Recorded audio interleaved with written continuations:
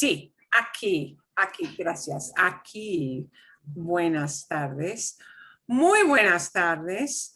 La clase de esta noche será algo interesante, creo.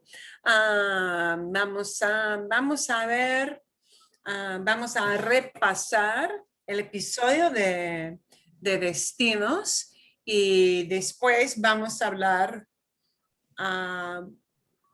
bastante del subjuntivo.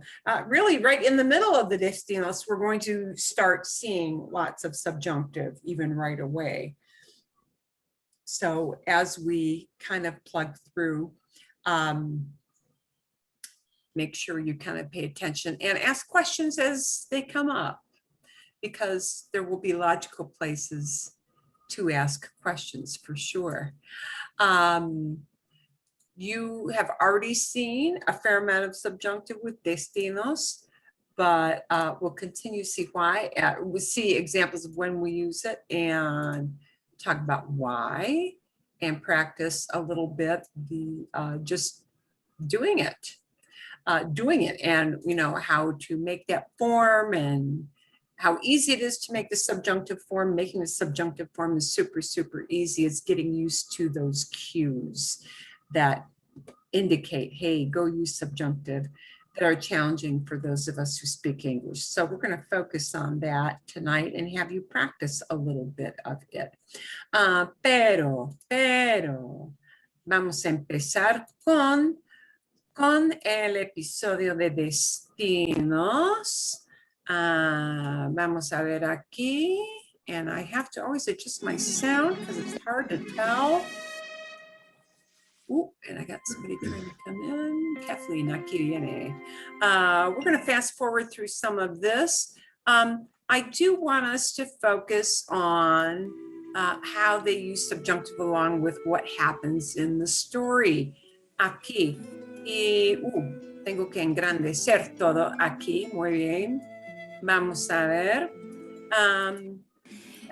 Es un repaso de los problemas de los personajes. Personajes son characters, ¿sí? Characters, personajes. Vamos a ver los problemas. Y el primer problema es que Juan regresa a Nueva York y Patty no was not there, pero aquí viene Patty, here comes Patty, aquí viene en casa, en Nueva York, claro. No sabe nada de la sorpresa que la espera. No sabe nada de la sorpresa que la espera. She knows nothing about the surprise that is waiting for her, that awaits her. La espera awaits her or is waiting for her. Okay, que la espera. Bien, ¿y qué pasa aquí? Ella entra en la cocina y pone la luz en la cocina, abre el refrigerador y aquí viene Juan. Aquí viene Juan, su esposo. Me asustaste. You scared me. In Nueva York, in New York, when somebody walks into your kitchen and late at night, it usually does scare you, I imagine. So, me asustaste. Asustar is to scare, to frighten. Asustaste, you are the one who did this, the scaring. It's in Preterito because it's an event, right? And you scared me. So it's the me word because it happened to me. You did it to me. Me asustaste. ¿Cuándo llegaste? When did you get here? Hace como 2 horas. And you know, this como thing is very, very common in Spanish. Hace como, like 2 hours ago. Hace como 2 horas.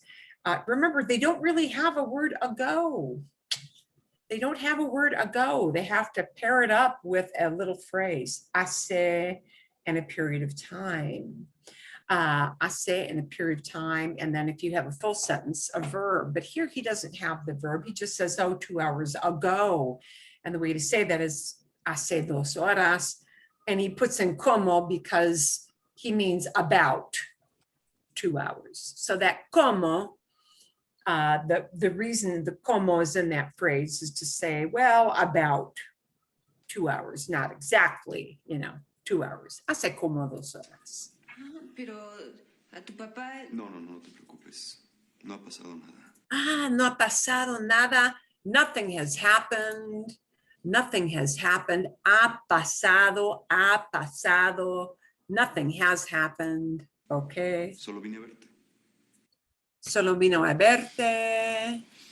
I just came to see you, he says. Te extrañé.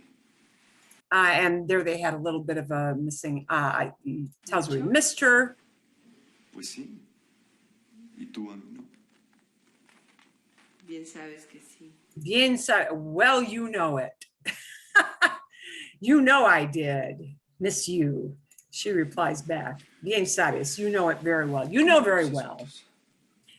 And ¿cómo van tus asuntos? Asuntos just refers to your affairs, not a romantic affair, but your business affairs, okay?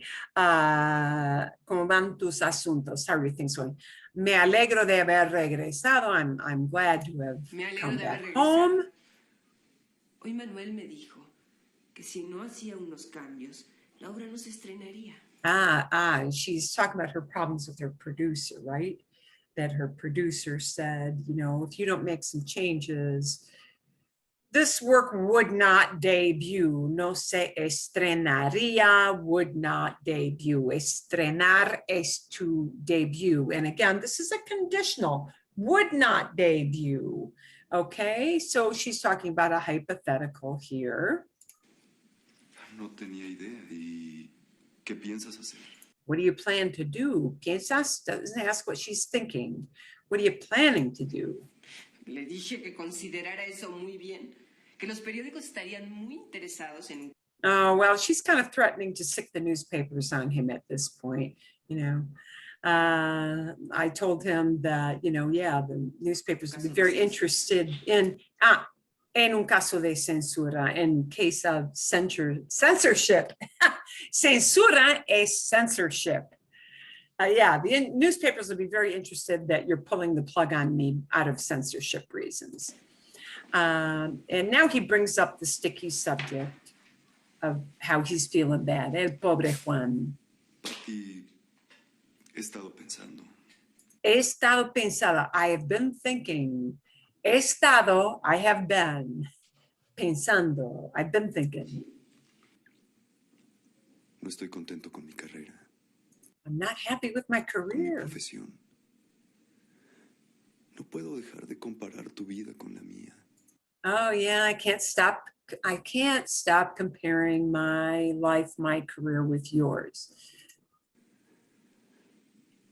Mientras tú tienes una posición estable en la universidad, yo no he podido conseguir eso. Oh, you've got a stable job at the university. No he podido conseguir eso. I have not been able to. That podido word is a past participle. It comes from poder, to be able. No he podido. I have not been. No he podido. I have not been able. Conseguir, to get that, to acquire that. Tú diriges obras de teatro y yo You direct plays. escribo I write artículos que ni articles, siquiera sé and I escribir. don't even know if anybody reads them. Oh, el pobre está deprimido. He is really depressed. Tal vez lo que siento es envidia. Maybe what I feel is envy. No siento que soy necesario. I don't feel necessary. I don't feel needed. Oh, pobre, pobre. Sí, necesario. ¿No ves?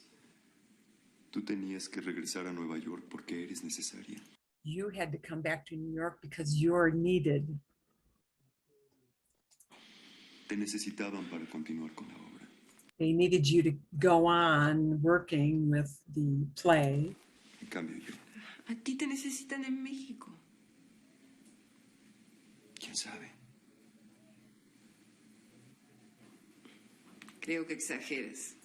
I think you exaggerate. Me parece que la enfermedad de tu padre no te deja ver las cosas con claridad. I think the problems with your dad's health don't allow you to see things clearly. No deja ver, no te deja ver, don't let you see things clearly. ¿No crees? No crees, don't you think? No crees, sí. Ok. Tenemos un problema resuelto. We've got one problem kind of resolved here. Y Arturo, Muy bien, la aplaudo. ¿dónde está Arturo? ¿Dónde está? Está en un lugar muy específico. ¿Dónde está Arturo? La oficina de turista. Una oficina de turismo, probablemente sí, un agente de viajes, la oficina de una agencia de viajes. Wow, when was the last time you went into a travel agency? I bet it's been a long time. It's changed since the 80s. Yes, sí. Ahora reservamos todo por internet, ¿no? No hay tanto trabajo para una agencia de viaje. There's not so much travel agency work anymore. I mean, there is, but yeah, so he's going in. Estoy pensando en pasar unos días en la playa. I'm thinking about spending a few days at the beach. Muy bien. Usted es argentino, ¿no? They always notice his accent because he México does hay sound muchas Argentine. playas y lugares de vacaciones. Cozumel está en el Caribe, ¿no? Él piensa ir a Cozumel. Cozumel, que es una parte de México, ¿no? Sí, señor. En el Es una pequeña Caribe. isla muy linda y el buceo Yeah. El buceo. Buceo es un deporte. Es el deporte cuando las personas nadan debajo del agua. Debajo del agua. Debajo. ¿Sí? Snorkel. Con snorkel. You will hear people, if you travel, you will hear people use sometimes the word buceo. Buceo is snorkeling. You will sometimes hear people use snorkel, but never snorkel. You can't start a word in Spanish with SN or SP. It's ESN or ESP, snorkel. They'll say snorkel, sometimes they'll say buceo. And there is a verb, bucear. Bucear is snorkeling or, the diving. So if you see it advertised as such, buceo is talking about snorkeling and diving with apparatus. Okay. es algo que hay que ver. Hay que ver, one must see. Okay. Y, okay, le parece bien, seems good. Oh, and he says, seremos cuatro. And, you see ser. Ser is the verb, and we did not take off the ER. So that, and we got a must, so we know it's a we, and this is a future, because future is built on the whole verb. This, if you didn't know for sure, it would be either conditional, it would mean we would be, or we will be. Well, in this case, it's a future tense verb. Seremos cuatro. There will be this many of us. He's giving a total for the trip. Somos cuatro. Necesitarán una habitación para And he used the future again. Necesitarán, necesitar, to need, right? Necesitarán, and it means a more than one person because it ends in an N. So will you need, will you guys need? The ustedes is implied. He didn't say ustedes because there's no need to, they're talking face to face. And will you guys need a room for four? Because he doesn't know if it's parents and kids, parents and grandparents, no sabe. No, necesitaremos tres. It's a future because we've got all of necesitar. And it's a must, so it means yo y otras personas, ¿sí? Necesitaremos, we will need. Habitaciones. Una para 2 personas y 2 individuales. ¿Le interesa Cozumel? Sí. Is Cozumel interesting to you? Le interesa. Does Cozumel interest you? Tenemos Y diferentes... habla de planes, baño privado con ducha, etc. Canchas de tenis, canchas de tenis. Cancha es el lugar, el espacio donde las personas juegan al tenis. Una cancha. Cancha is the, ¿cómo se dice en inglés? The court? The court, una cancha. Cancha is the court. Cancha is sometimes used for basketball court. So a cancha could be an indoor court or an outdoor court, but it's a sporting court, cancha, una cancha. Y habla de las atracciones del hotel en Cozumel. Y cuál me recomienda, which do you prefer to, recommend to me. Cozumel, hay muchos hoteles muy buenos, además del Presidente. Ok, y habla un poquito de... aquí. El precio incluye viaje de ida y vuelta. El precio incluye, the price includes, what kind of trip? Plane. Plane? A return. Round trip. Right. Ida is, and vuelta is this. So it's what we call round trip. Round trip is viaje de ida y vuelta, okay?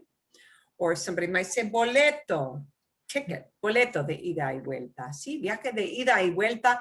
Ida actually, oddly enough, comes from ir, but going and coming. So literally it's a trip going and coming back, because vuelta comes from volver, to return. So the ida comes from ir and the vuelta comes from volver.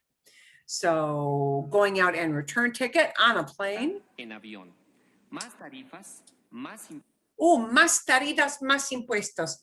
Plus fees, tarifa looks like tariff, and it can mean tariff in certain contexts, but tarifas would be the fees, whatever fees are included. Más impuestos, impuestos are taxes. ¿Sí? 3 días, 3 noches en el hotel. y 3 días y 3 noches en el So hotel. these are all things that are very, very Entonces- common to talk about with, fees. Tarifa always refers to a fee you might pay. And it's a very general word about fees. Y aquí tenemos a Raquel y está pensando en Arturo. Está pensando en Luis. She's remembering getting dumped. Yeah. Okay. Y, it's amazing that everybody in Ciudad de Mexico is going to the same travel agent. Poco probable, I know. It kind of defies reason, but, they're trying to move the story forward. Bien. Y Luis también va al mismo agente de viajes. Va al mismo agente de viajes. I want you to notice something here. I want you to notice things. Quiero hacer reservaciones para 2. Good luck, Luis. Buena suerte. Okay. Quiero hacer. I want to make.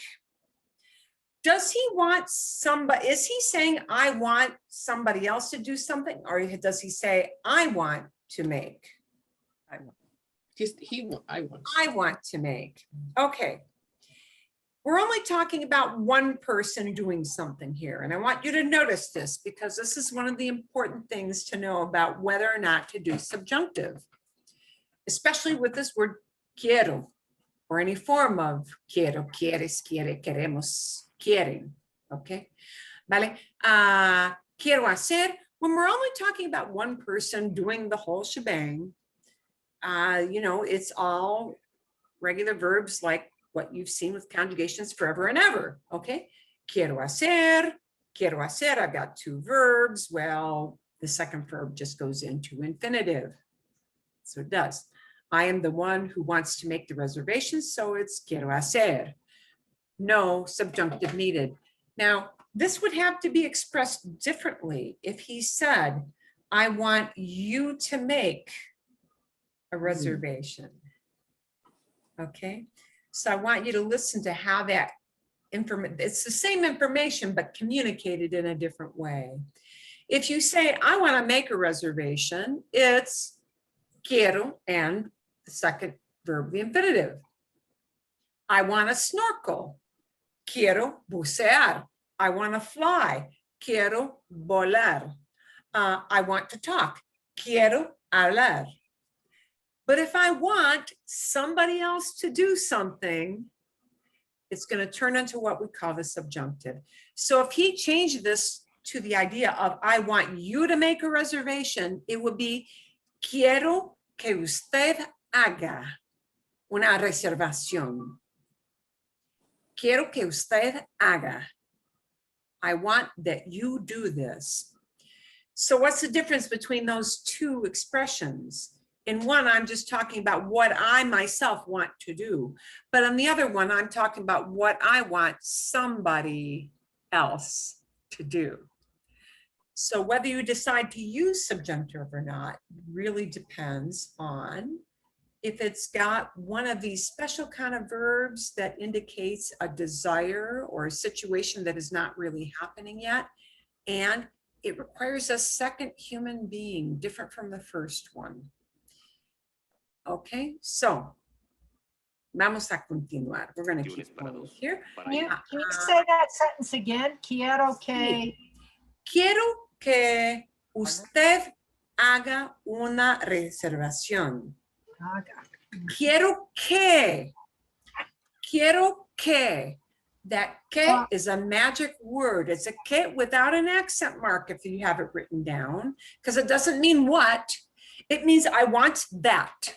Yeah. I want that you do this. And in English, we don't very frequently express and say, I want that you should wash the dishes. I want that you take the old car, not the new one.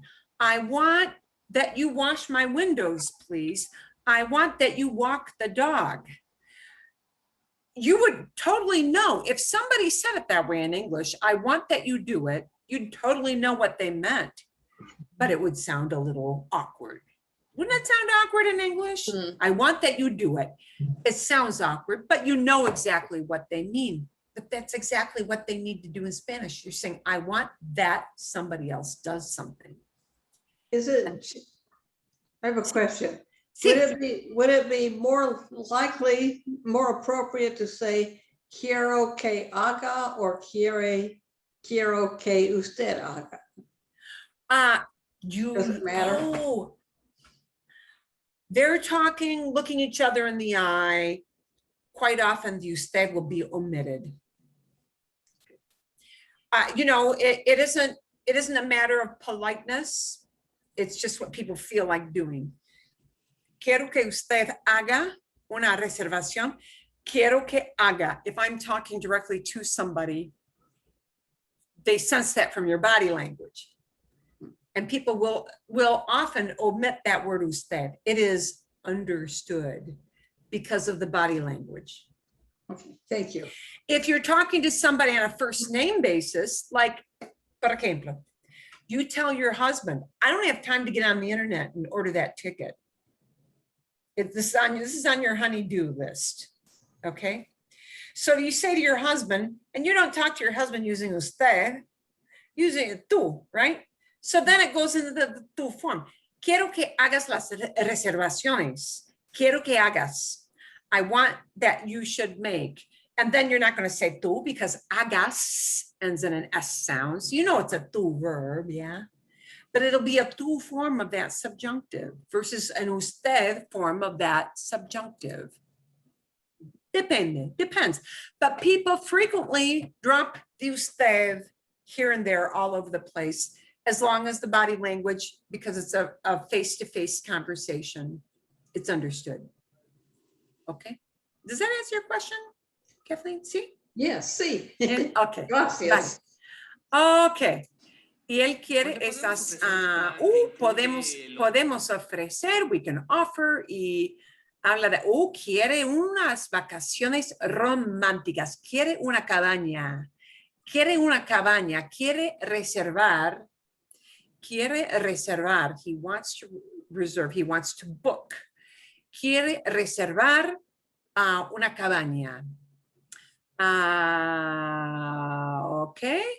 Y, and he talks about somebody, tuve que cancelar por no haberlo consultado. He had a client who had to cancel on account of not having consulted the spouse. And check out his response to por no this. haberlo consultado con su esposa. Pero en este caso no habrá ese problema. Oh, in this case, that won't be any problem. He takes, no habrá ese problema. That problem, that won't be the case. In this case, that problem won't be there.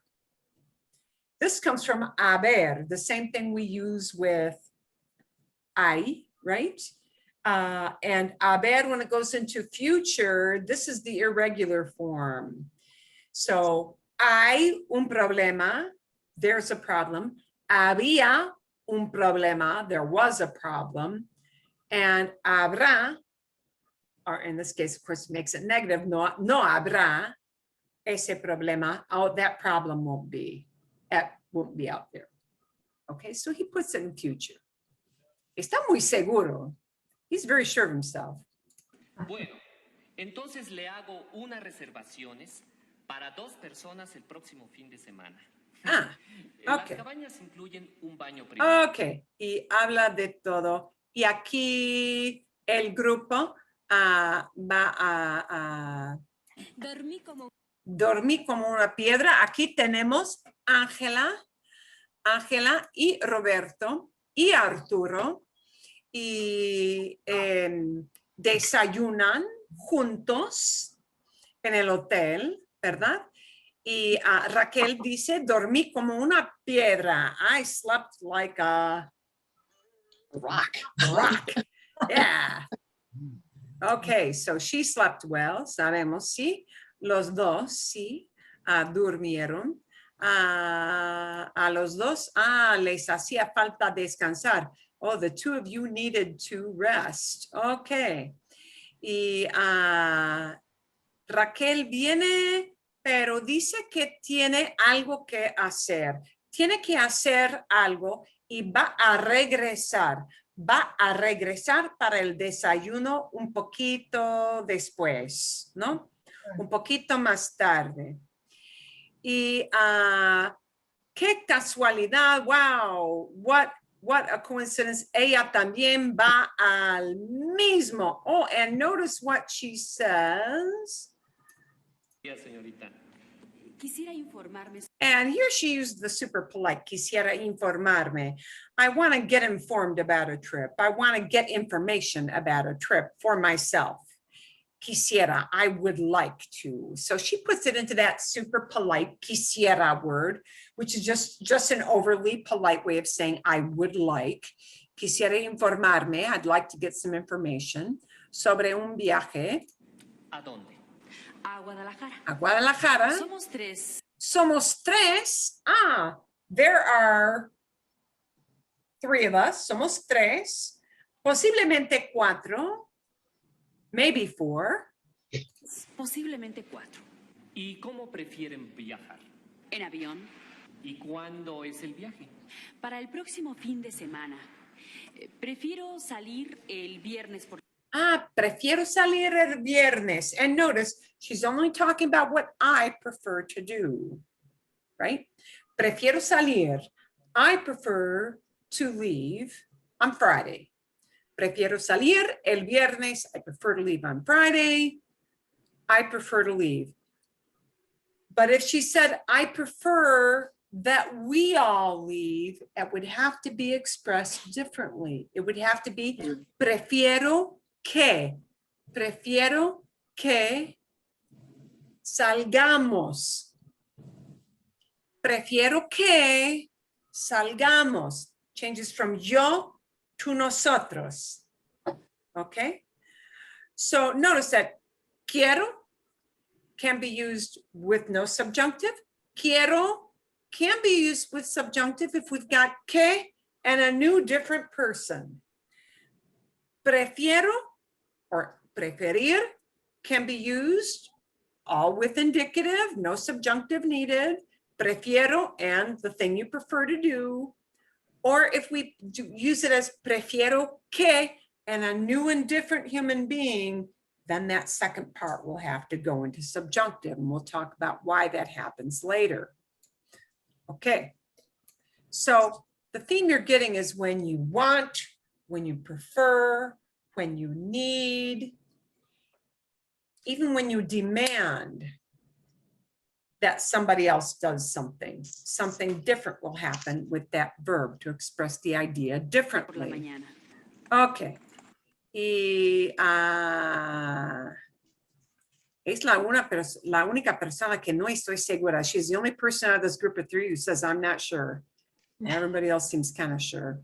Se le puede ofrecer un viaje barato. Well, yeah, he's giving her a deal. Okay. Será muy tarde mañana para confirmar la reservación.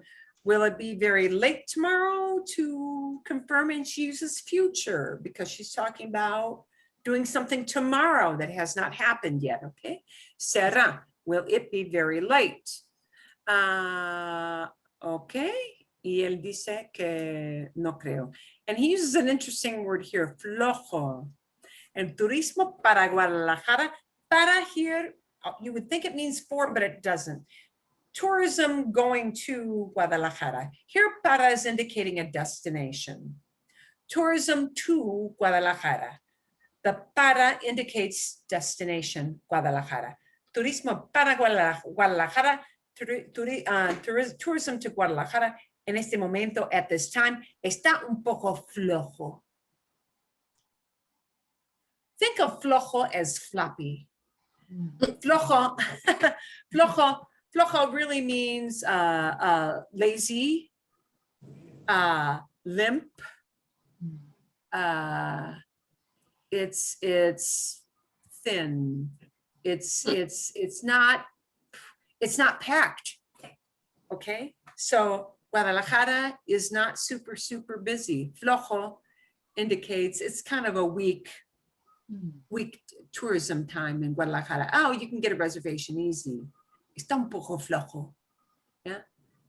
It's kind of a low, oh, it's low tourism time, low season. Low season. Is what he means. That's what he means with that, you know, flojo. If somebody calls you flojo, that's not good. They're saying you're kind of a washed out, lazy, kind of good for nothing. Yeah. But yeah. And notice this. Es posible que haya. It's possible that there is. This word haya also comes from I. It is the subjunctive form of haber. The subjunctive form you use instead of I, it becomes haya. It is possible that there is open room. Oh, it's possible. Does possible mean for sure? No. So when we want that somebody else does something, when it's possible, meaning you're not sure of a situation, that something may happen, we go into this odd thing that we call subjuntivo. Okay, es posible que haya. Y entonces los dos están hablando aquí, Roberto y su hermana Ángela, están hablando de vender el apartamento, el condominio, la casa de sus padres, bien, y ella dice, tío Jaime, espera, hang on, wait, espera, wait, todavía no hemos hablado still we haven't talked. So she's indicating to the nodding approval of her brother, we haven't really settled whether or not to sell, okay? Todavía no hemos hablado, we still haven't talked about it. Y no van a venderlo de todo muy rápidamente. And now she uses a future. Mañana podré confirmar. And podré is an irregular future. Podré uses all of poder, but it's missing the ER of poder. Podré, I will be able to. When you use future, it's not subjunctive. It's a different tense, an indicative, what they call indicative. Future means you're sure something's going to happen. It will come to pass. Mañana podré confirmar. Tomorrow I will be able to confirm. Okay, because how do you say can in the future? I will can? Can't do that in English. I will be able to. So, podré confirmar. I will be able to confirm. O posiblemente esta tarde. Oh, Muy maybe bien. this afternoon. Adiós. Adiós. Okay. A ver, el pobre, he's going to get cancellation or cancellations here. This poor guy doesn't know. Okay. Y ella repasó todo. She reviews everything here. A ver. Algo interesante. There was one little phrase here I wanted to point out. Estabas dormida, he asked her.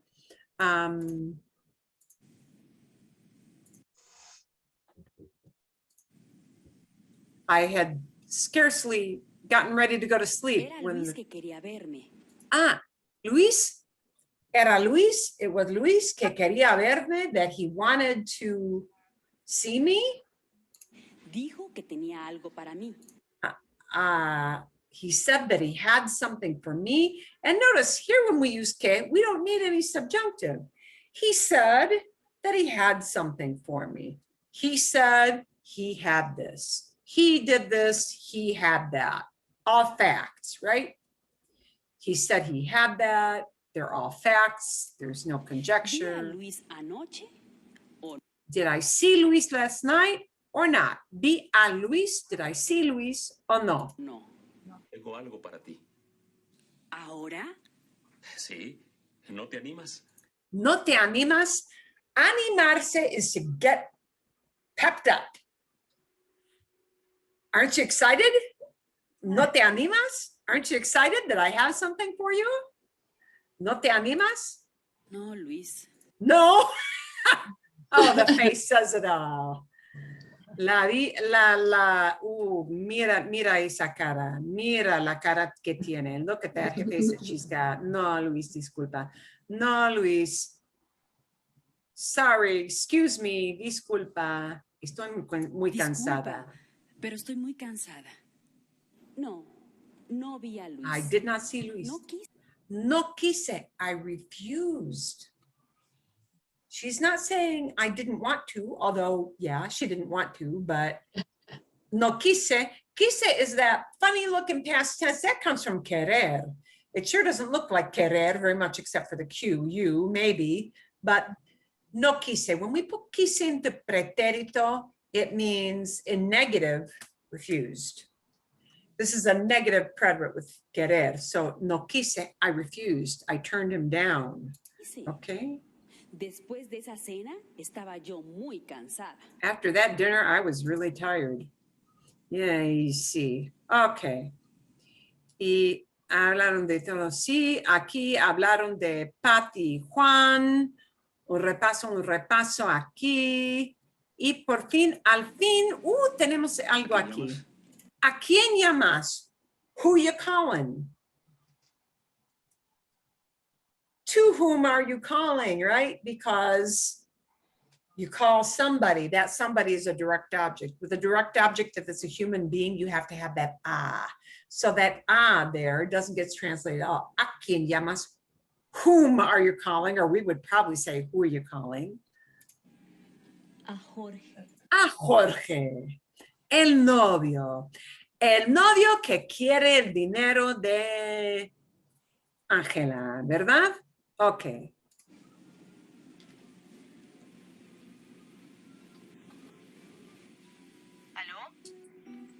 Oh, una mujer contestó el teléfono de Jorge. A woman answered Jorge's phone. ¿Aló? ¿Quién es? Who is this? Perdone, creo que me equivoqué de número. Oh, I think I've got the wrong number. Me equivoca means I've made a mistake. Yeah. Quería hablar con Jorge. I wanted to talk with Jorge. Un momento, por favor. Oh, just a second. I'll get him for you. ¿Cómo? What? Que espere un momento. Que espere un momento. That you should Wait. wait a moment. Que espere, she uses a subjunctive. It's implied, but not said. I want you to wait a moment. I'd like you to wait a moment. Or I prefer that you wait a moment, or I hope that you wait a moment. She just doesn't name that wanting part in the beginning. She leads off with the que. She leads off with the que and a subjunctive, that you should wait a moment. Que espere un momento. And notice it's esperar, to wait, but it's that funny ending. It's not an ending. Que espere un momento. Hey, just wait a minute. Lo voy a llamar. Lo voy a llamar. I'm gonna call him. Oh. ¿Quién es la mujer? No sabemos. ¿Es su mamá? ¿Es otra novia? No sabemos. No sabemos. Vale. Quizás podamos adivinar un poquito más la semana que viene. Maybe we can guess something more next week. Okay. Bueno, a ver, did you have any other questions from Destinos that we need to work on before we hop into why they use this subjunctive, why does it sound funny, and how it'll be easy for you to use some of it, because you will be able to use some of it tonight. Okay. There was a sentence, Patty no sabía que Juan había llegado de Mexico. So they used imperfect. She didn't know that she didn't he had know. arrived. Oh, why is it imperfect and not preterite, preterite? Okay, so, qué buena pregunta. You're talking about why saber was used as imperfecto instead of preterito. Right. Well, wait, if she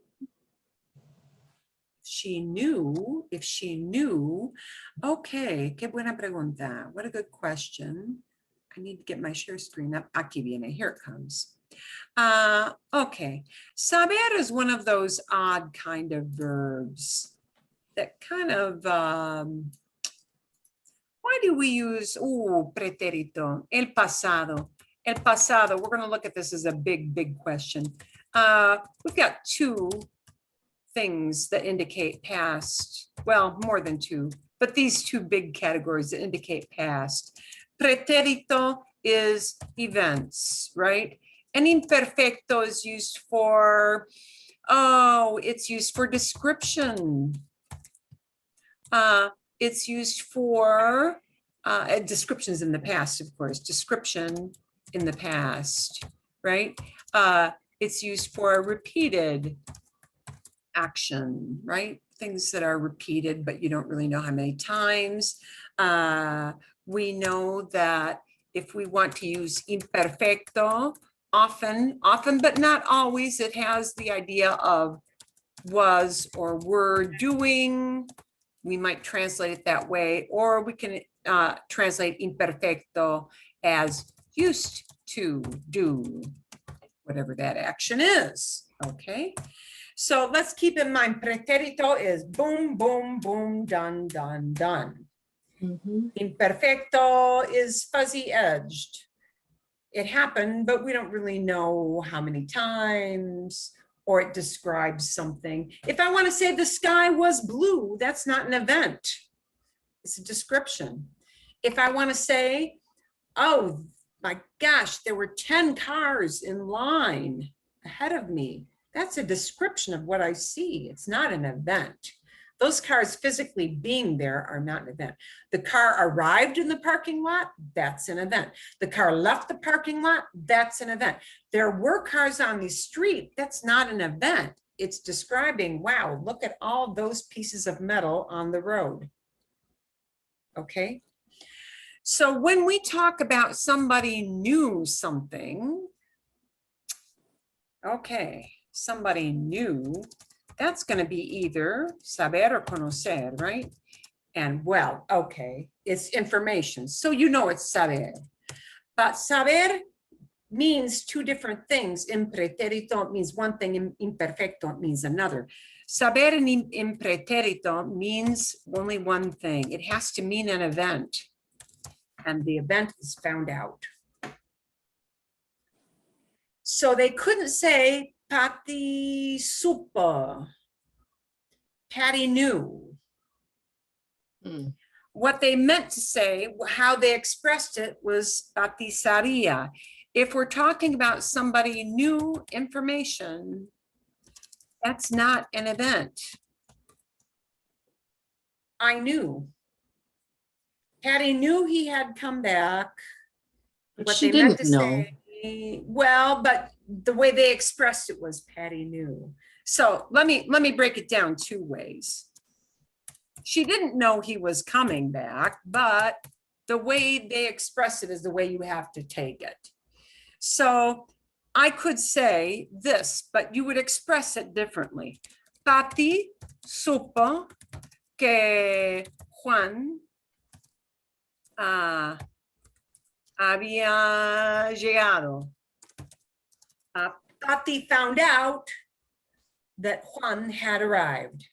Then it would be Patty supo. She found out it was an event. Boom, walked in. Well, and that it was kind of how it happened, but they phrased it as this way. Patty sabía que Juan.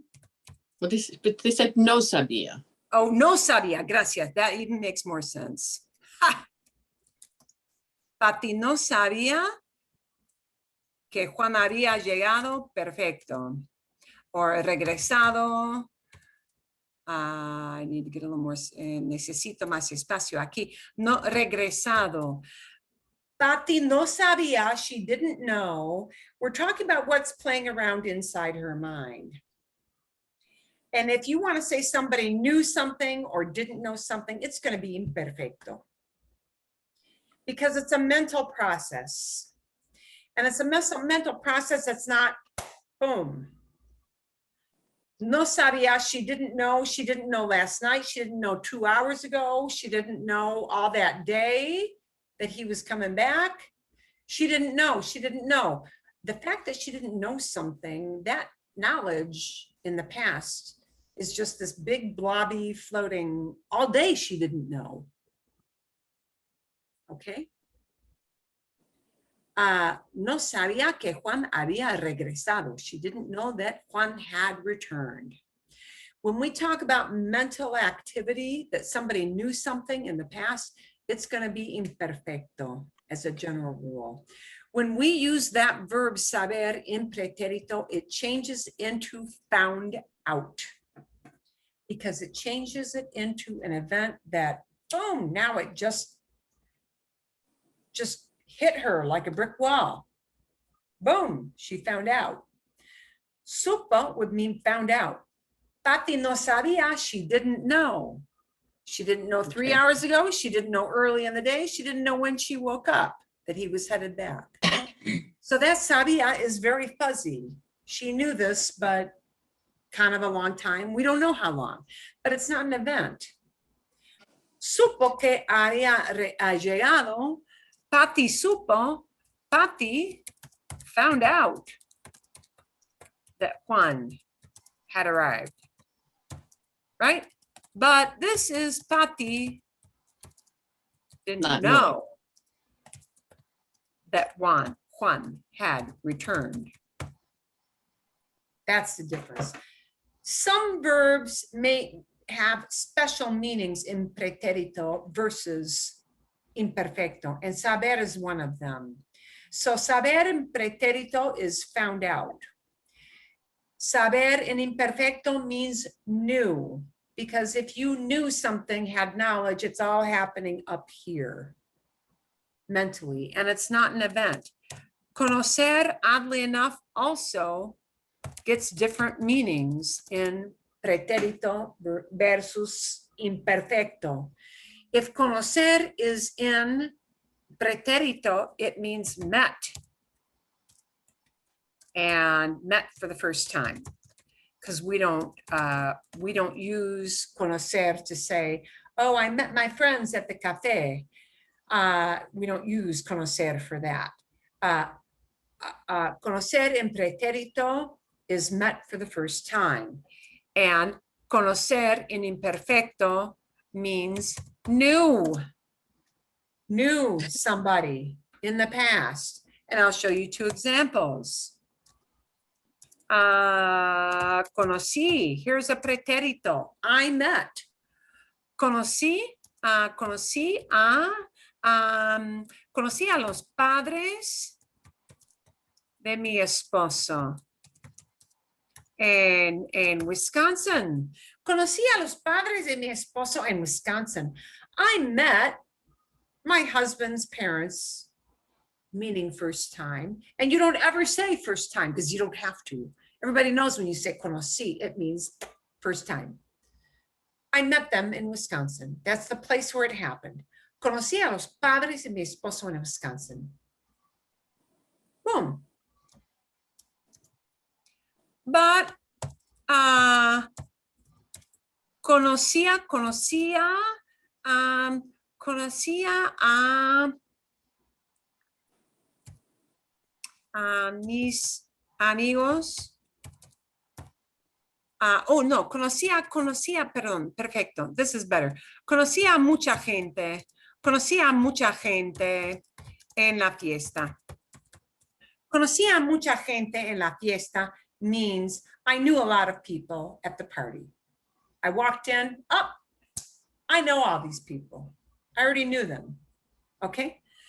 And as a matter of fact, let's take this same sentence, but with the two tenses, because this will be a better way to show you.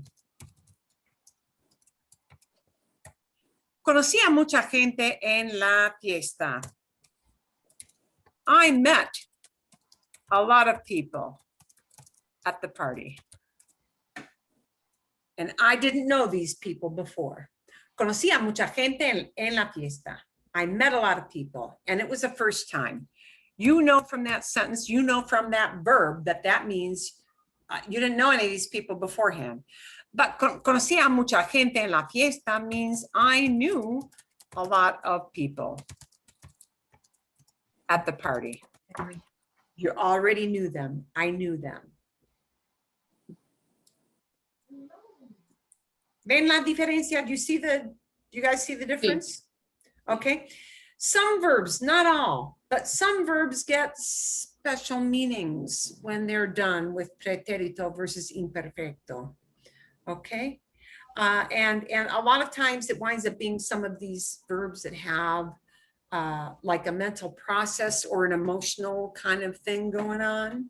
Okay. You know, whereas if you did a verb like manejar, it would be kind of super obvious. Manejé a Scottsdale ayer versus manejaba a Scottsdale. Manejé, I drove to Scottsdale yesterday. Okay, but manejaba could either mean I used to drive to Scottsdale, or I was driving to Scottsdale. Okay. So that doesn't change super drastically. You just get the idea of one time versus it was happening, or I used to do this. But up here, really the meaning of the verb with some of these mental process verbs like saber and conocer can change pretty drastically from preterito to imperfecto. Okay, ¿está bien? ¿Hay otras preguntas? Are there other questions of things that came up besides this thing of Pati no sabía? But in both cases, it's había in the second part of the sentence. Yeah, oddly enough, yes, both cases. Both cases, it's Yeah, imperfect. and it, knew that these are facts. We're dealing with facts. She knew this. Oh, she didn't know that. It's a fact. You know, it's just the way things happen. So there's no subjunctive thing. You're just deciding if it's, you know, imperfecto or preterito. But if somebody knew a fact, it's going to be imperfecto as a general rule. Found out is really specific. It means boom, it happened. And you had no idea beforehand. It just boom, I found this out. First time, again, first time. With both of these, saber and conocer, for preterito, it means a first time event. It Right, means a but first for time event. haber, for each of them, you're using imperfect. That, Había yes, llegado.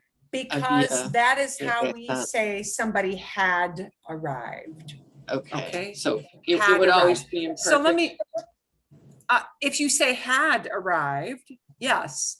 So here's the difference between using haber, and I'll do just a quick thing on this.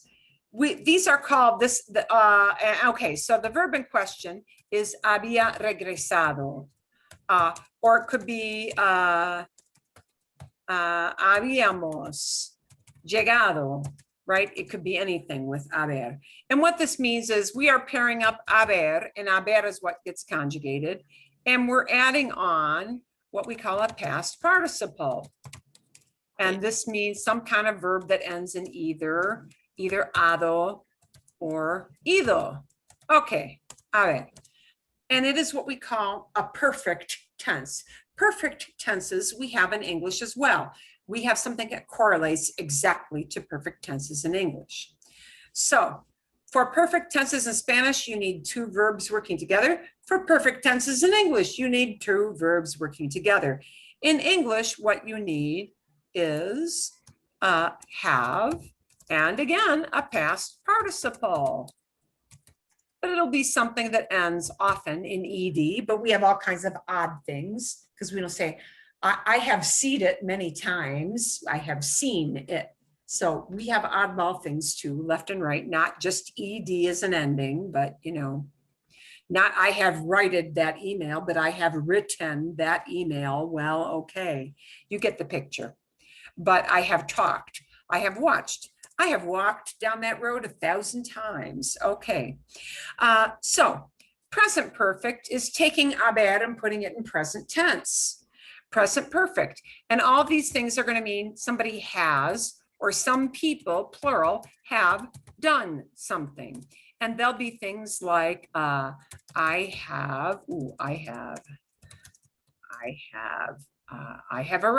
I have returned. Let's take regresado. I have returned. No, I have returned ed on the end, okay? If we put it into past perfect, we don't say has returned or they have returned. We say they had returned. It puts the event further back into the past. That's all that means. But both of them are perfect tenses. Has returned, have returned, present perfect. Had returned, we call it past perfect. Okay. So would you then use the preterite for had returned? No. Because oh, I see. Okay. I mean, she didn't know that he You're talking about what happens with haber. what happens with haber, right? Right, Okay. right. Past perfect has to use the imperfect for haber. So here's what happened.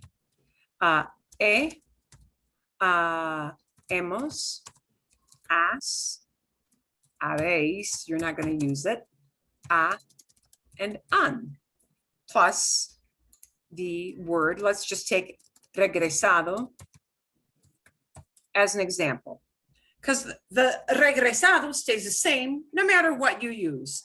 He regresado, I have returned. Has regresado, you have returned. Ha regresado, he's returned, she has returned. Hemos regresado, we have returned. Han regresado, they have returned. Ustedes han regresado, you guys have returned. Have returned. Haber is present perfect because haber is imperfect. Because haber is in present tense. Haber is the only part that gets conjugated, and haber is in present tense. Okay, I get. But if I get want to that. say had returned, it becomes imperfecto. Había. Habíamos. Okay. Yeah. In order to do that, haber has to go into imperfecto. That's just what they use. There won't be any hint of preterito with this. Haber is used either in presente, has, hemos, habéis, han, or it's used in imperfecto. And regresado always stays regresado. Regresado doesn't change, doesn't do anything different ever, ever, ever. It's always regresado, no matter who does it, no matter which tense. But have returned or has returned, present perfect. He regresado, has regresado, ha regresado, hemos regresado, han regresado. But past perfect is había regresado, habías regresado, había regresado, habíamos regresado, habían regresado. So if you used instead the preterite of haber, what would you be saying? Instead of saying You wouldn't. había You llegado, wouldn't. You're just not a thing. you wouldn't ever do that. Not done. There are some very bizarre and weird situations where you won't hear that. I won't even hear that. For your intents and purposes, assume it is not done ever. How's that? Okay. Haber won't be a preterite. Haber So won't even be a though it's preterite. just a one-time thing, I mean, she didn't know it at that moment. It's Doesn't still matter. using. Doesn't matter. Yeah. Present perfect does haber in present tense. Past perfect does haber in imperfect. And the only thing you ever conjugate is haber. The only verb that ever gets conjugated in all of this hoo-ha of perfect tenses is haber. Haber gets conjugated in has, hemos, han, or it gets conjugated in había, habías, había, habíamos, habían, to talk about done way back, way back, way, way back.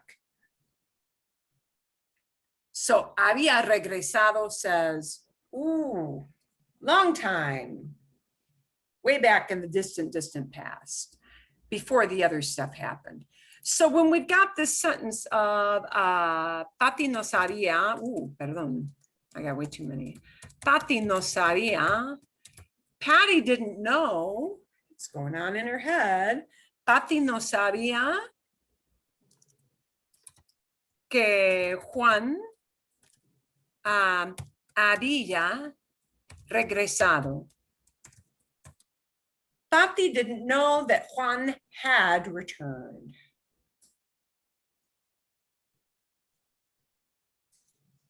That's what it means. Okay, and you would just never say hubo. No. Nobody will say that. There are some very bizarre situations where somebody could use haber in preterito They are so few, and it'll be a 1 in a million case. You won't hear it. I won't hear it if I'm talking to somebody. I could talk with somebody for 5 years and not hear ooh. It'll be some weird thing written down in some like scholarly paper. So in other words, people don't talk using that. Okay. It's always presente or imperfecto with haber. That's all it is. Es buena pregunta. That's a good question. Hay otras? Anything else? Oh, no. No. No? Seguros, sure. Okay. If it comes up, don't be afraid to interrupt me. Okay. A ver, we're going to take a look at something new, something called the funny subjunctive. The subjunctive. You guys watched this video. I'm just going to show you Danny, who does a great job of explaining things. Did everybody watch this thing? If you didn't, make sure you go back and watch it. If you didn't and you're too embarrassed to say, don't. No te preocupes. No te preocupes. Don't worry about it. No te preocupes. Don't worry about it, but do go back and watch it because he does a very, very good job of explaining this. I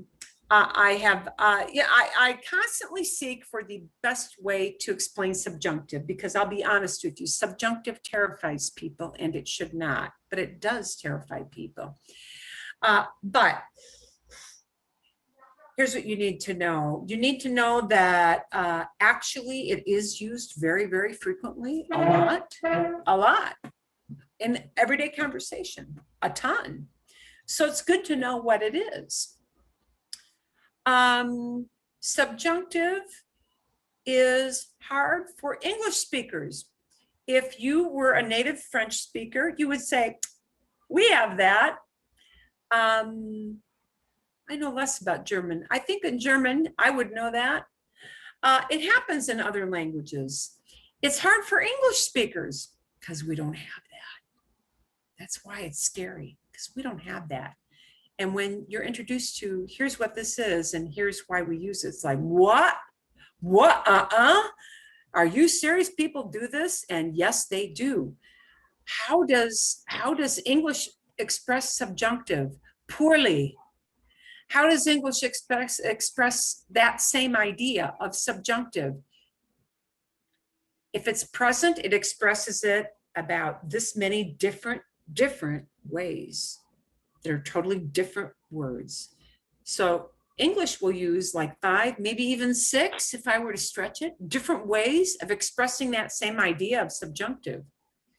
And none of those ways are connected or look like the other ways. So we don't do it. Here's how we do subjunctive. Wow, if I were you, I'd get that haircut. If I were you, I'd get those cookies out of the oven. They're going to burn. But a lot of English speakers don't understand that. And they don't. A lot of us say it poorly in English as well. They say, if I was you, how many times have you heard somebody say that? They do. It's a lot of people say it's that. Bad, but you're never going to stop somebody and say, bad grammar. You're never going to do that. You just go on with life. Well, they probably think it's weird that people say, if I were you. They probably think we're the ones making the mistake. Yeah. So, you know, we just move on. So if you make a mistake with subjunctive, are Spanish people going to stand there and do that? No, they're not. Of course not. They'll think it sounds a little funny and they'll move on. Just like, okay, yeah. But it's good to be able to use it because then you totally get your idea across correctly. And you make somebody think, oh, they know what they're doing. So, okay. Here's what we need to know. First of all, I want to ask if the explanation that Danny gave you, did that make sense to you? Did that kind of make sense? Yes. Did it seem complicated? No. No. Wow, you're the only one. You're almost the only one to ever say that.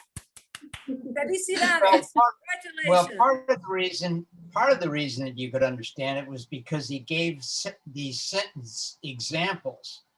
And I always have trouble figuring out what the heck the end of the sentence is supposed, the end of the verb is supposed to be, but he gave you these examples, and that's part of the reason that it was comprehensible to me. Yeah, okay, good. So in other words, what I'm trying to go through this with you is for this reason, because it's important to know that the examples are everything. Yeah, for me. If you know a few rules and you know the examples, you know everything. So here's the first thing to know about what they call the subjunctive. Number one, it is different from what we call the indicative. What's not subjunctive? What's not subjunctive is what they call indicative. And when you indicate something, you are talking about something that's for sure. Indicative means presente. Indicative means preterito. Indicative is imperfecto. Indicativo. Indicative is futuro, future.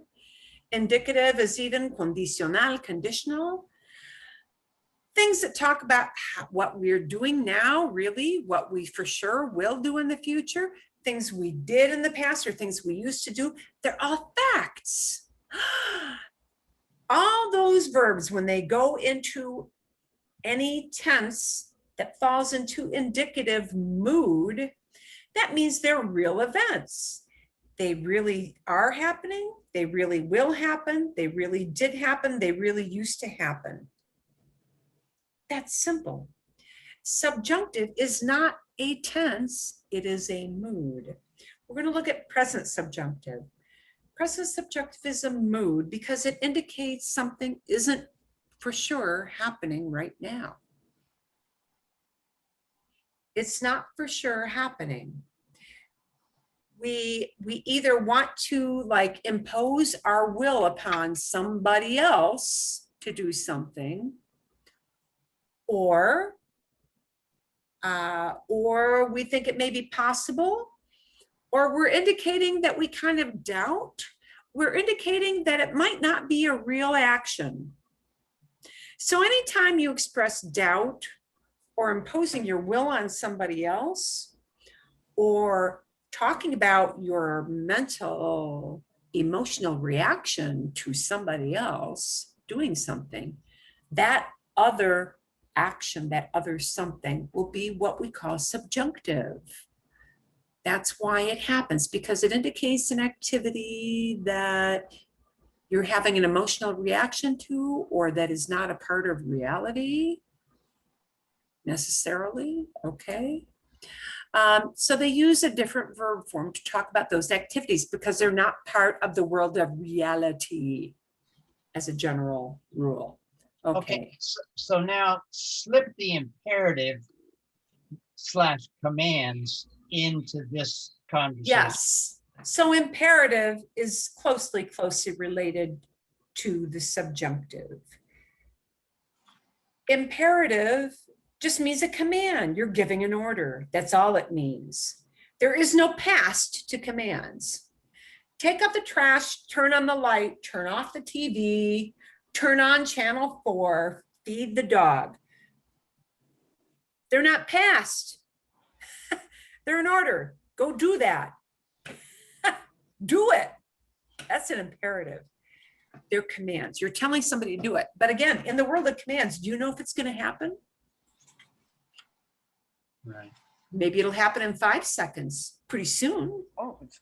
But yeah, but will it? It might not. So again, imperative is also in the world of, you don't really know if it's going to happen. So is the only difference between imperative / command and the subjunctive is that the subjunctive has a K and it's a second verb with a second deal. That's the main difference. Yeah. So if you know how to make a command, you know how to make a subjunctive verb. So let's look at that now. Okay. We're going to look at that now. Can you hear me? Yep, I can. My sound got weird Oh, here. I can hear you. Yeah. Okay, a ver. So let's look. How we form subjunctive is consistent and it will look exactly like commands, except a command is always given to you. Might be one you, a buddy. It might be one you, formal. It might be you guys, okay? But it's given to you. But subjunctive can pertain to yo. Subjunctive could be a tú form. Subjunctive can be an él or an ella or an usted. Subjunctive could be a nosotros. Subjunctive could be an ellos or an ustedes, okay? So here are subjunctive forms. Subjunctive forms. We're going to take cocinar. We're going to take beber. We're going to take vivir. These are going to be, they're going to look just like commands that are usted commands. So if you know how to make an usted command, you know how to do subjunctive. Here's what they're going to look like. Cocine. Cocinemos. Cocines. We're going to leave out the vosotros because we're just not going to muddy the waters. Cocine. Oh, it looks just like the yo form. Ooh, yay.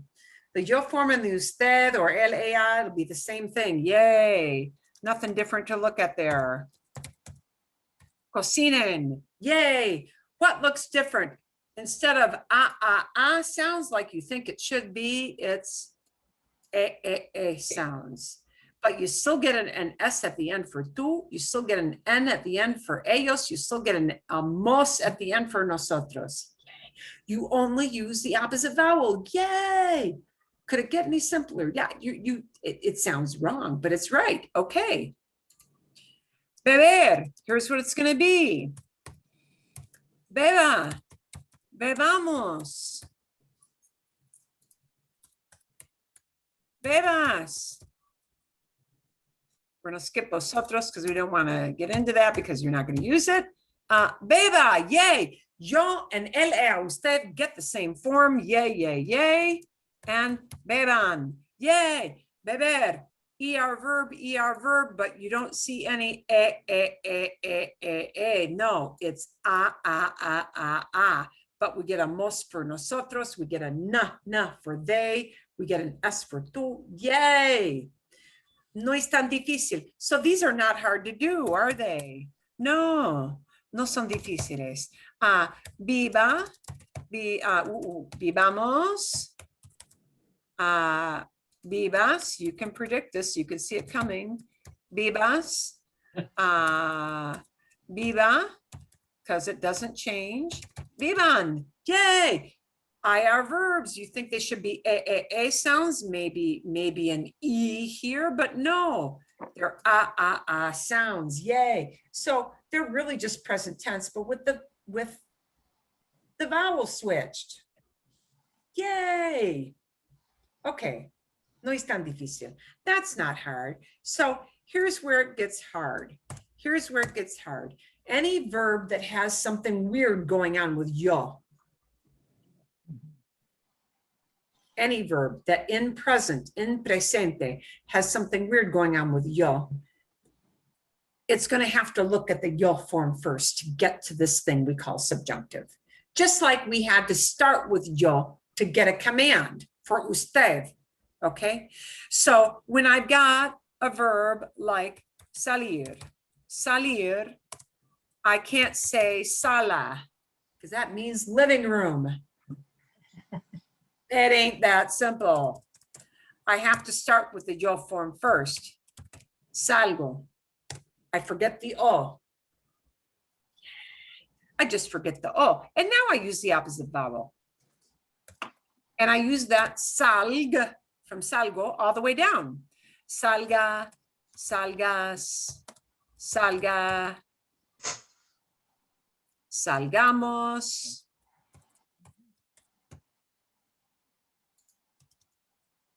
We're going to skip vosotros to make it easier here. Salgan. Yay. That's all we do. Yay. If I've got a verb like ver, to see. Oh, but the yo form is not vo. No, we don't say that. We say veo, right? Here we had to start with salgo. Here we start with veo. And now it's an ER verb. We're going to use the opposite ending. So it's going to be bella, veamos, veas, bella, the same thing, yay, vean, yay. Now,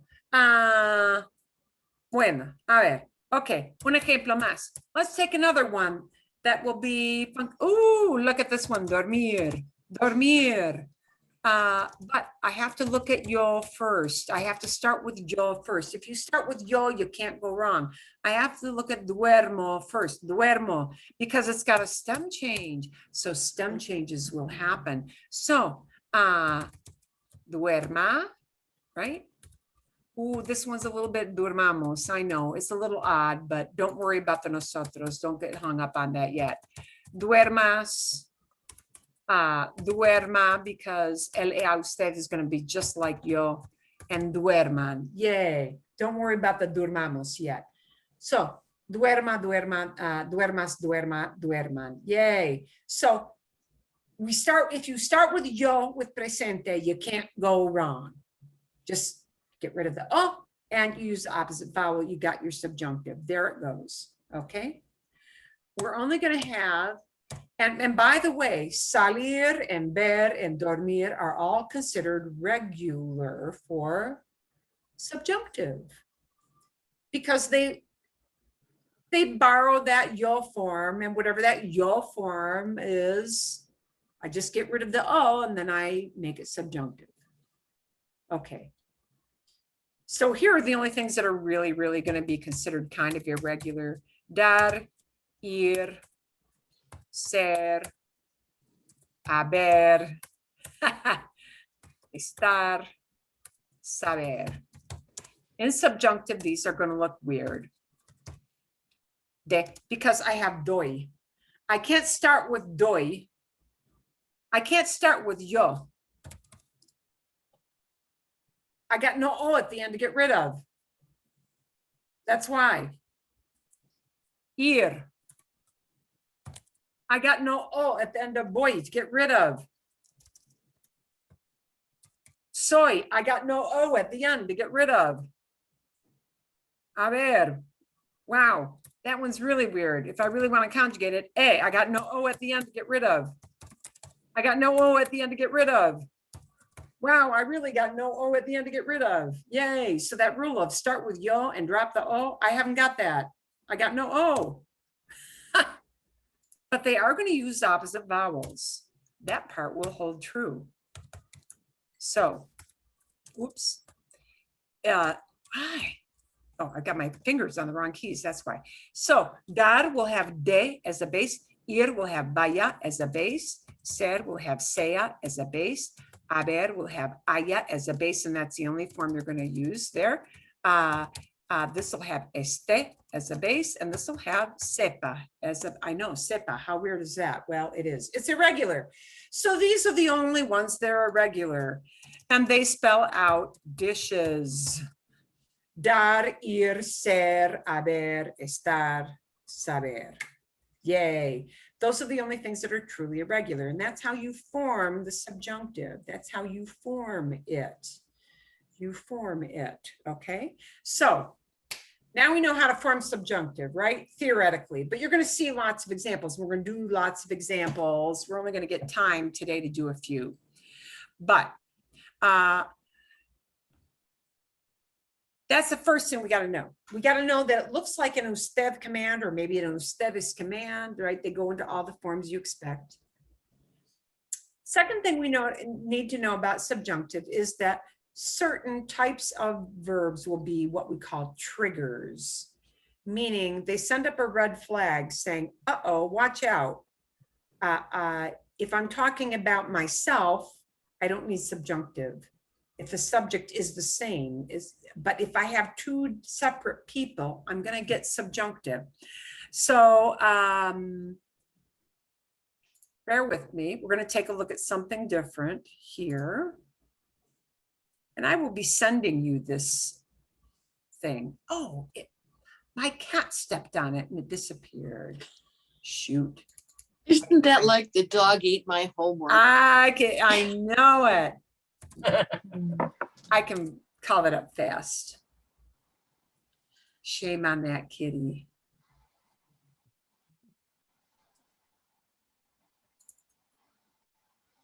And don't copy this because I'm going to send you this file and you can print it. Subjunctive is like a wedding.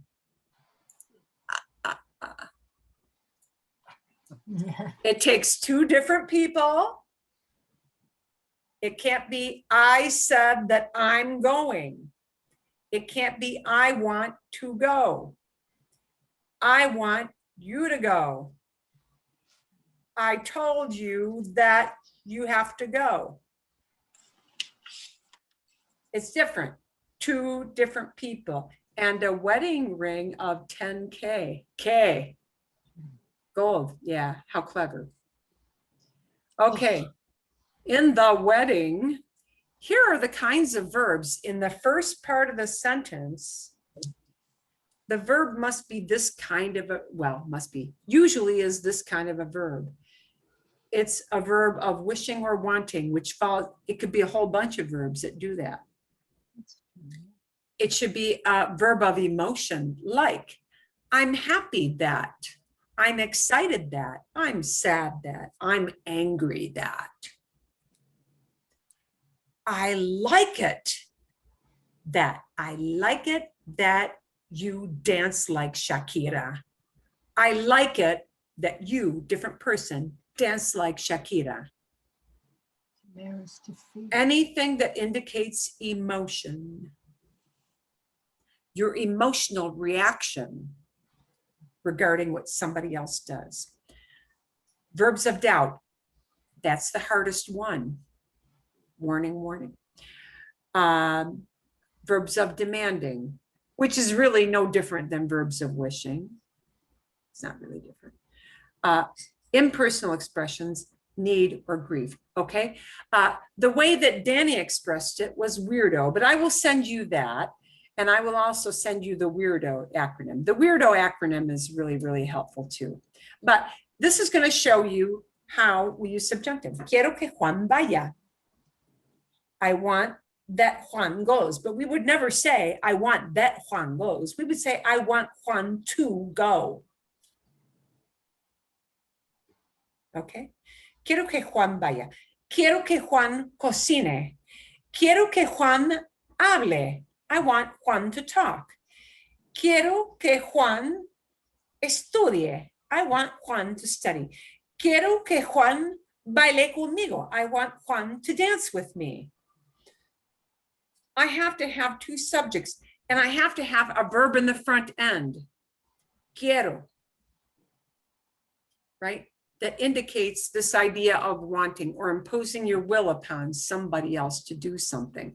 I have yo in the first half of the sentence. I have Juan, a different person, in the second sentence. Whichever verb is after the que, that goes into subjunctive. I want Juan to go. Quiero que Juan vaya. I don't know if he's going to go. He may go. He may not go. That action of vaya is not happening right now yet. I have no idea if it's going to happen. Okay. But I have yo, one person, Juan, different person. Que is connecting the two. And this first verb is a verb that fits into this wedding or weirdo scenario. Weirdo is another acronym, and weirdo is a little bit easier to understand, I think. But the wedding thing is kind of cute because it brings in the two people idea. Okay. So let's take a look at some examples. Esperamos que ustedes salgan. We hope that you go. We hope that you leave. Es posible que no lo haga. It's possible that I may not do it. Es posible is what we call an impersonal expression. Those also trigger subjunctive. Miguel manda, he orders. This is somebody telling you, go do it. Miguel manda que Ana cocine la cena. Miguel demands that Ana cook the dinner. But that thing of cook the dinner hasn't happened yet. So I don't really know if it's going to happen or not. The verb that comes after que goes into subjunctive. Verb number 1 doesn't, not subjunctive. It's regular old present tense. But the verb after que is what goes into subjunctive. Bien? Okay. Stop and ask me a question if you have one at this point.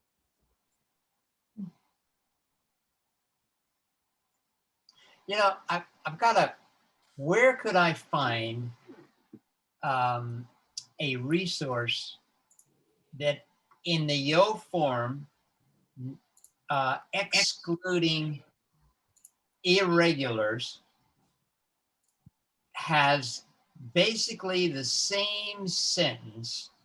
I mean, basically the same sentence. And the first example is present, and then with the translation under it, and then the second sentence is preterite, and then it's got the translation underneath it, and then the third sentence is basically the same sentence and it's imperfect, and then the fourth sentence is command, and then the fifth sentence is subjunctive with translation. So that, yeah, I see all those tenses. Yeah, yeah. So that well, that would be in a 501 verb book. I have one of those. But I will be honest with you. I will be honest with you. It becomes very overwhelming seeing all that. See, I can't seem to keep them straight. So I look at the ending and I'm not quite sure where that fits. And then I go back to my crib sheet and I go, oh yeah, that's what that is. But I can't keep it straight in my mind. Oh, this is imperfect. Oh, I get it. Those are those endings. Okay. And all I need is one little clue, for example, in the yo form, as long as we're not dealing with an irregular, in the yo form, then they go, okay, I get the two and I get the, okay, cool. Okay. And then this is, so that. Let me ponder that. When you go through all the tenses, it starts to become a very overwhelming and very big overblown project. And it's kind of tough. It's better to hear the examples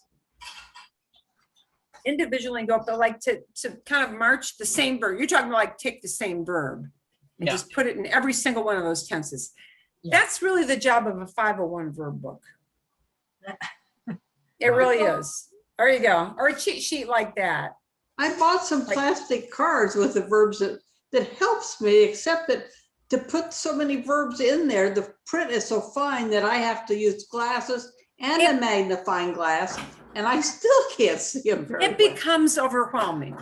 Yes, it becomes overwhelming. These cheat sheets, but they sell them on Amazon if you want. If your eyes are better than they mine. sell them in Barnes and Noble. That's where I got it. But I'll tell you, it does become kind of overwhelming, and you don't even learn English that way. I have this wheel, which is even tinier. Yes, yes, the verb wheel. I mean, Yes, it's like impossible to read this tiny print. And every one of us is wearing glasses. So you can, but you know, I personally look at it as like, okay, fine, sure, but that's because I've used it for so long, so that's not a fair comparison. I'm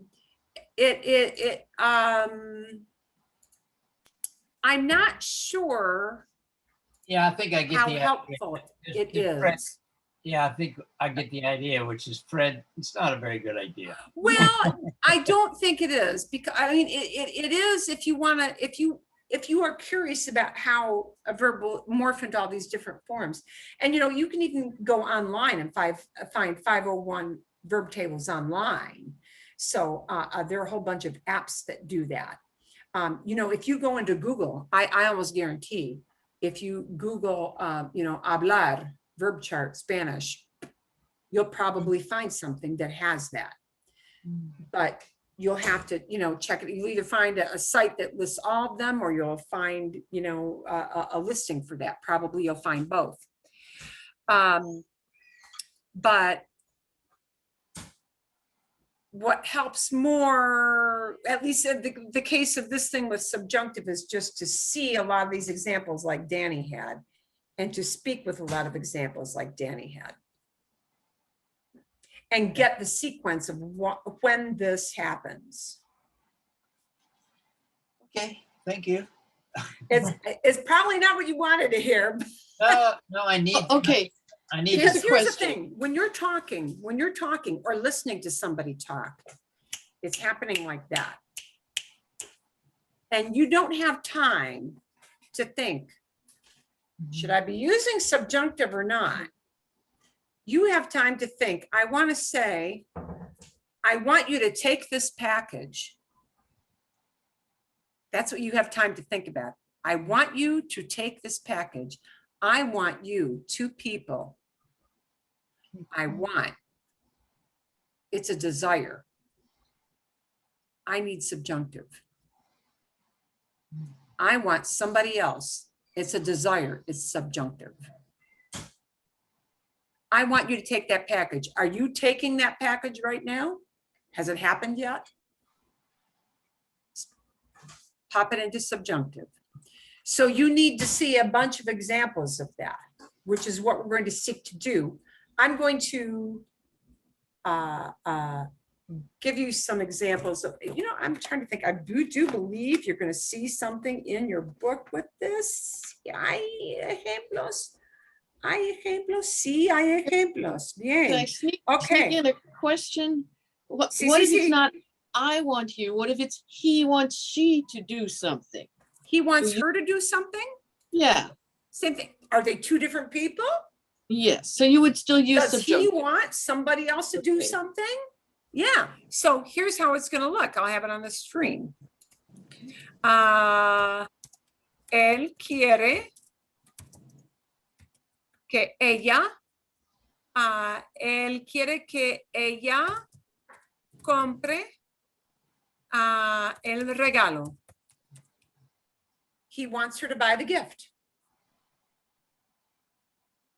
Él quiere, that's a plain verb.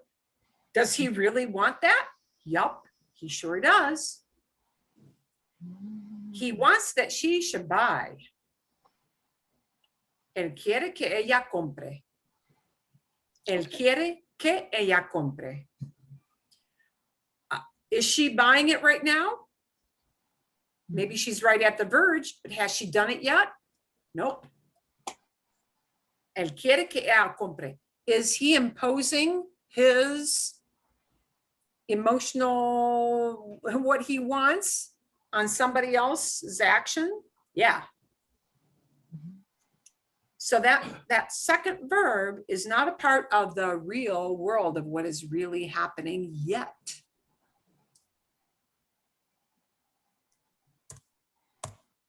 Let me give you another example.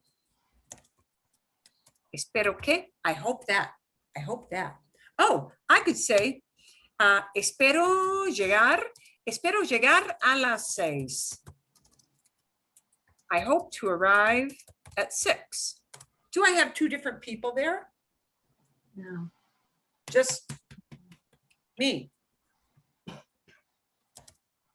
Él espera comer más tarde. He hopes to eat later. Do I have two different people? No. Él espera que los niños, coman más tarde. That's different. He is hoping for somebody else to do something. He hopes that the kids will eat later.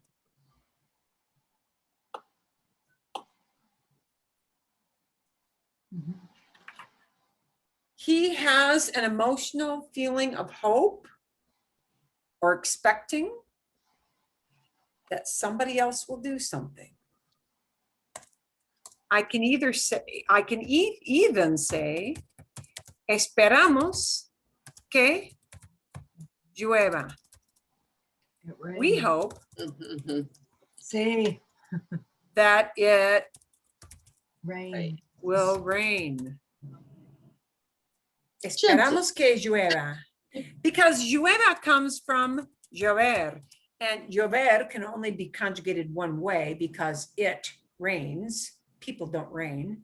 So llueve turns into llueva, an opposite vowel. That's all it does. Esperamos que llueva. That is one of the most common things for people to talk about in an everyday. Oh, we hope it rains. Esperamos que llueva. Is it raining right now? Do we want it to? Do we know if it will? Don't know. So that llueva thing is a different person, even though it's not a human being, right? It's a different event. It's separated from nosotros. And we're hoping for something to happen. So the notes I'm going to send you are really going to put it not into wedding, but into weirdo, which means any verb, when the verb one, when the verb number one is some kind of verb that talks about wanting, when it talks about verbs of emotion, like I'm happy, I'm sad, I like it. When it talks about impersonal expressions, we'll talk about that later. When it talks about verbs of recommending, when it talks about verbs of doubt, and this, guys, is the one that's hard, and it's hard because we make it mentally hard, I'll be honest. And when it's the word ojalá, and all you need to know is ojalá, you need to know nothing else. Because ojalá is not a verb. Ojalá is not a verb, it's an expression. When it falls into weirdo, which is verbs of wanting, verbs of emotion, impersonal expressions, that means they all start with the word es necesario, es importante, es necesario, okay? Verbs of recommendation, I advise you, I recommend. Doubt, expressing doubt, verbs of doubt, and ojalá, which is just ojalá, and it's never anything other than ojalá. Those are going to be in the verb one category. Anytime verb one falls into this category of a weirdo kind of verb, it's what we call a trigger. And that means it's setting up the situation where if I've got a different human being coming up after the word K, I need subjunctive. I have a question about pronunciation. You said esperamos que llueva. Llueva, sí. Does that mean that llegar is really llegar? Oh, it's llover. It's not llegar. Llover. Well, it's llover. Okay, it's llover. I'm sorry. I got right. That's okay. I could just as easily say esperamos que ellos lleguen. I hope that they arrive. And now I'm talking about human beings. When I talk about it raining, it's always a one verb thing. Okay, the two L's at the beginning of a word that make a J sound, and in the middle. Well, a little bit of that. Mostly it's a y sound. Llueva, I have just a little bit of a J, but it's mostly a Y. You can say llueva, and that's fine. Llueva is fine. Lleguen is fine. Okay. There are regional differences in how you do a double L. I know, and it must be really hard for the Hispanics to say Jello, because this is hard, you know, with that yellow. A lot of times it comes Jello. out like a jello. Yeah. Yeah, I don't know. They You would get say- funny they would call it things. Yejo. Yejo. Well, you know, you have people who are maybe reading it for the first time and they project their own pronunciation with it. Yeah, So like yeah, we do. that might It happen. Must sound weird when we project our pronunciation. I'm sure it does. So that's it. So I'm going to set up some prompts that will make sense. I will give you some files for you to play around with over the week. And go back and listen to Danny's video if you need to. I could tell you to look in your book, but I'm going to be very honest with you. There's a whole lot there at once.